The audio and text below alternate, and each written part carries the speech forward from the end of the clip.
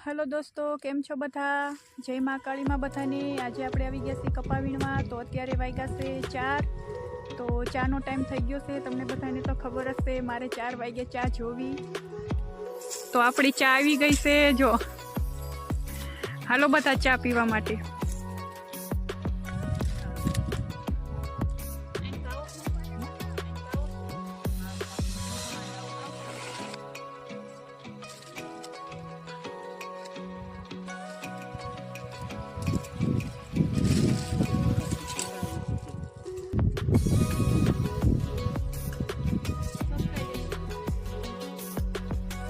હાલો બધા ચા પીવા।